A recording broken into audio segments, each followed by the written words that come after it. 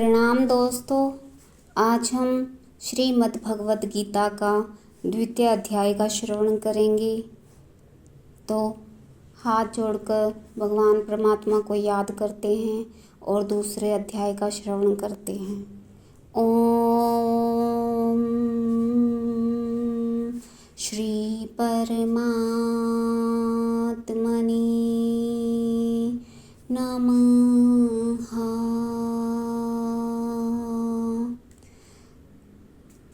द्वितीय अध्याय शुरू करते हैं। संजय बोले कि पूर्वोक्त प्रकार से करुणा करके व्याप्त और आंसुओं से पूर्ण तथा व्याकुल नेत्र वाले शोक युक्त उस अर्जुन के प्रति भगवान मधुसूदन ने यह वचन कहा। हे अर्जुन, तुमको इस विषम स्थल में यह अज्ञान किस हेतु से प्राप्त हुआ? क्योंकि यह न तो श्रेष्ठ पुरुषों से आचरण किया गया है, न स्वर्ग को देने वाला है, न कीर्ति को करने वाला है। इसलिए हे अर्जुन, नपुंसकता को मत प्राप्त हो, यह तेरे लिए योग्य नहीं है। हे परंतपत, तुच्छ हृदय की दुर्बलता को त्याग कर युद्ध के लिए खड़े हो। तब अर्जुन बोले कि हे मधुसूदन, मैं रणभूमि में भीष्म पितामह और द्रोणाचार्य के प्रति किस प्रकार बाणों से युद्ध करूंगा? क्योंकि अरिसूदन वे दोनों ही पूजनीय हैं। इसलिए इन महानुभाव गुरुजनों को न मारकर इस लोक में भिक्षा का अन्न भी भोगना कल्याणकारक समझता हूँ। क्योंकि गुरुजनों को मारकर भी इस लोक में रुधिर से सने हुए अर्थ और काम रूप भोग को तो ही मैं भोगूंगा। और हम लोग यह भी नहीं जानते कि हमारे लिए क्या करना श्रेष्ठ है, अथवा यह भी नहीं जानते कि हम जीतेंगे या हमको वे जीतेंगे। और जिनको मारकर हम जीना भी नहीं चाहते, वे ही धृतराष्ट्र के पुत्र हमारे सामने खड़े हैं। इसलिए कायरता रूप दोष करके उपहत हुए स्वभाव वाला और धर्म के विषय में मोहित चित हुआ मैं आपको पूछता हूँ, जो कुछ निश्चय किया हुआ कल्याणकारक साधन हो वह मेरे लिए कहिए। क्योंकि मैं आपका शिष्य हूँ, इसलिए आपके शरण हुए मेरे को शिक्षा दीजिए। क्योंकि भूमि में निष्कंटक धन धान्य संपन्न राज्य को और देवताओं को स्वामीपने को प्राप्त होकर भी मैं उस उपाय को नहीं देखता हूँ जो कि मेरी इंद्रियों के सुख को पहुँचाने के लिए, शोक को दूर करने के लिए उत्तम हो। संजय बोले, हे राजन, निद्रा को जीतने वाले अर्जुन अंतर्यामी श्री कृष्ण महाराज के प्रति इस प्रकार कहकर फिर श्री गोविंद भगवान से युद्ध नहीं करूँगा ऐसा स्पष्ट कहकर चुप हो गए। उसके उपरांत हे भरतवंशी धृतराष्ट्र, अंतर्यामी श्री कृष्ण महाराज ने दोनों सेनाओं के बीच में उस शोक युक्त अर्जुन को हंसते हुए से यह वचन कहे। हे अर्जुन, तू न शोक करने योग्यों के लिए शोक करता है और पंडितों के से वचनों को कहता है, परंतु पंडित जन जिनके प्राण चले गए हैं उनके लिए और जिनके प्राण नहीं गए हैं उनके लिए भी शोक नहीं करते। क्योंकि आत्मा नित्य है, इसलिए शोक करना अयुक्त है। वास्तव में न तो ऐसा ही है कि मैं किसी काल में नहीं था, अथवा तू नहीं था, अथवा ये राजा लोग नहीं थे, और न ऐसा ही है कि इससे आगे हम सब नहीं रहेंगे। किंतु जैसे जीवात्मा की इस देह में कुमार, युवा और वृद्धावस्था होती है, वैसे ही अन्य शरीर की प्राप्ति होती है। उस विषय में धीर पुरुष मोहित नहीं होता। अर्थात जैसे कुमार, युवा और जरावस्था रूप स्थूल शरीर का विकार अज्ञान में आत्मा में बसता है, वैसे ही एक शरीर से दूसरे शरीर को प्राप्त होना रूप सूक्ष्म शरीर का विकार भी अज्ञान से ही आत्मा में बसता है। इसलिए तत्व को जानने वाला धीर पुरुष इस विषय में नहीं मोहित होता है। हे कुंती पुत्र, सर्दी, गर्मी और सुख दुख को देने वाले इंद्रिय और विषयों के संयोग को क्षणभंगुर और अनित्य है। इसलिए हे भरतवंशी अर्जुन, उनको तू सहन कर, क्योंकि हे पुरुष श्रेष्ठ, दुख सुख को समान समझने वाले जिस धीर पुरुष को ये इंद्रियों के विषय व्याकुल नहीं कर सकते, वह मोक्ष के लिए योग्य होता है। और हे अर्जुन, असत वस्तु का तो अस्तित्व ही नहीं है और सत का अभाव नहीं है। इस प्रकार इन दोनों का ही तत्वज्ञानी पुरुषों द्वारा देखा गया है। इस न्याय के अनुसार नाश रहित हो उसको जान की, जिससे यह संपूर्ण जगत व्याप्त है, क्योंकि इस अविनाशी कालिक शरीर का विनाश करने को कोई भी समर्थ नहीं है और इस नाश रहित अप्रमेय नित्य स्वरूप जीवात्मा के ये सब शरीर नाशवान कहे गए हैं। इसलिए हे भरतवंशी अर्जुन, तू युद्ध कर। जो इस आत्मा को मारने वाला समझता है तथा जो इसको मरा मानता है, वो दोनों ही नहीं जानते हैं, क्योंकि यह आत्मा न मरता है न ही मारा जाता है। यह आत्मा किसी काल में भी न जन्मता है और न मरता है, अथवा न यह आत्मा होकर के फिर होने वाला है, क्योंकि यह अजन्मा, नित्य, शाश्वत और पुरातन है।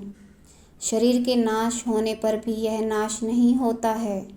हे पृथापुत्र अर्जुन, जो पुरुष इस आत्मा को नाश रहित, नित्य, अजन्मा और अव्यय जानता है, वह पुरुष कैसे किसको मरवाता है और कैसे किसको मारता है। और यदि तू कहे कि मैं तो शरीरों के वियोग का शोक करता हूँ, तो यह भी उचित नहीं है, क्योंकि जैसे मनुष्य पुराने वस्त्रों को त्याग कर दूसरे नए वस्त्रों को ग्रहण करता है, वैसे ही जीवात्मा पुराने शरीरों को त्याग कर दूसरे नए शरीरों को प्राप्त होता है। हे अर्जुन, इस आत्मा को शस्त्रादि नहीं काट सकते हैं और इसको आग नहीं जला सकती और इसको जल गीला नहीं कर सकते हैं और वायु नहीं सुखा सकता है, क्योंकि यह आत्मा अछेद है। यह आत्मा आदहाय है, अकेद्य है और अशोष्य है, तथा यह आत्मा निसंदेह नित्य, सर्वव्यापक, अचल, स्थिर रहने वाला और सनातन है। यह आत्मा अव्यक्त अर्थात इंद्रियों का अविषय और यह आत्मा अचिंतनीय अर्थात मन का विषय और यह आत्मा विकार रहित अर्थात न बदलने वाला कहा गया है। इससे हे अर्जुन, इस आत्मा को ऐसा जानकर तू शोक करने योग्य नहीं है, अर्थात तुझे शोक करना उचित नहीं है। यदि तू इसको सदा जन्मने और सदा मरने वाला माने तो भी हे अर्जुन, इस प्रकार शोक करने योग्य नहीं है, क्योंकि ऐसा होने से तो जन्म लेने वाले की निश्चित मृत्यु और मरने वाले का निश्चित जन्म होना सिद्ध हुआ। इससे भी तू इस बिना उपाय वाले विषय में शोक करने को योग्य नहीं है। यह भीष्म आदि को शरीर महामाया मायामय होने से अनित्य है। इससे शरीरों के लिए भी शोक करना उचित नहीं, क्योंकि हे अर्जुन, संपूर्ण प्राणी जन्म से पहले बिना शरीर वाले और मरने के बाद भी बिना शरीर वाले ही हैं। केवल बीच में ही शरीर वाले प्रतीत होते हैं, फिर उस विषय में क्या चिंता है। हे अर्जुन, यह आत्म तत्व बड़ा गहना है, बहुत ही गहन विषय है। इसलिए कोई महापुरुष ही इस आत्मा को आश्चर्य की जो देखता है, और वैसे ही दूसरा कोई महापुरुष ही आश्चर्य की ज्यों इसके तत्व को कहता है, और दूसरा कोई इस आत्मा को आश्चर्य की जो सुनता है, और कोई कोई सुनकर भी इस आत्मा को नहीं जानता। हे अर्जुन, यह आत्मा सबके शरीर में सदा ही अवध्य है। अवध्य कौन होता है? अवध्य मीन्स जिसका वध नहीं किया जा सकता। इसलिए संपूर्ण भूत प्राणियों के लिए तू शोक करने के योग्य नहीं है और अपने धर्म को देखकर भी तू भय करने को योग्य नहीं है, क्योंकि धर्म युक्त युद्ध से बढ़कर दूसरा कोई कल्याणकारक कर्तव्य अक्षत्रिय के लिए नहीं है। हे पार्थ, अपने आप प्राप्त हुए और खुले हुए स्वर्ग के द्वार रूप इस प्रकार के युद्ध को भाग्यवान अक्षत्रिय लोग ही पाते हैं। और यदि तू इस धर्म युक्त संग्राम को नहीं करेगा तो सब धर्म को और कीर्ति को खोकर पाप को प्राप्त होगा और सब लोग तेरी बहुत काल तक रहने वाली अपकीर्ति को भी कथन करेंगे और वह अपकीर्ति माननीय पुरुष के लिए मरण से भी अधिक बुरी होती है।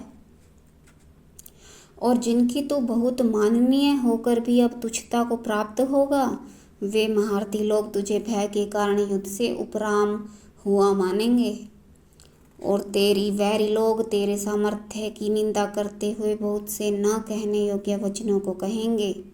फिर उससे अधिक दुख क्या होगा? इससे युद्ध करना तेरे लिए सब प्रकार से अच्छा है, क्योंकि या तो मरकर स्वर्ग को प्राप्त होगा अथवा जीत कर पृथ्वी को भोगेगा। इससे हे अर्जुन, युद्ध के लिए निश्चय वाला होकर खड़ा हो।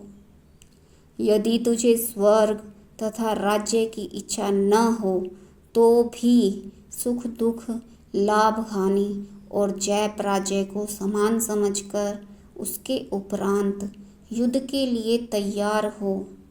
इस प्रकार युद्ध करने से तू पाप को प्राप्त नहीं होगा। हे पार्थ, यह बुद्धि तेरे लिए ज्ञान योग के विषय में कही गई और इसी को अब निष्काम कर्म योग के विषय में सुन। जिस बुद्धि से युक्त हुआ तू कर्मों के बंधन को अच्छी तरह से नाश करेगा, इस निष्काम कर्म योग में आरंभ का अर्थात बीज का नाश नहीं है और उल्टा फल स्वरूप दोष भी नहीं होता। इसलिए इस निष्काम कर्म योग रूप धर्म का थोड़ा भी साधन जन्म मृत्यु रूप महान भय से उद्धार करता है। हे अर्जुन, इस कल्याण मार्ग में निश्चयात्मक बुद्धि एक ही है और अज्ञानी सकामी पुरुषों की बुद्धियाँ बहुत भेदों वाली अनंत होती हैं। हे अर्जुन, जो सकामी पुरुष केवल फल श्रुति में प्रीति रखने वाले स्वर्ग को ही परम श्रेष्ठ मानने वाले हैं, इससे बढ़कर और कुछ नहीं है। ऐसे कहने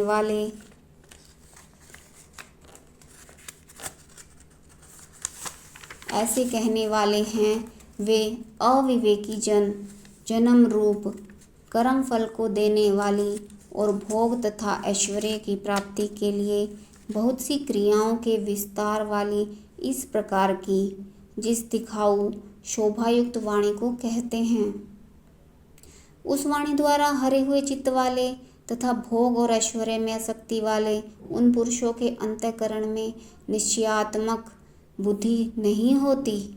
हे अर्जुन, सब वेद तीनों गुणों के कार्य रूप संसार को विषय करने वाले अर्थात प्रकाश करने वाले हैं। इसलिए तू असंसारी अर्थात निष्कामी और दुख सुख आदि से द्वंद्वों से रहित नित्य वस्तु में स्थित तथा योग क्षेम को न चाहने वाला और आत्मपरायण हो, क्योंकि मनुष्य का सब ओर से परिपूर्ण जलाशय के प्राप्त होने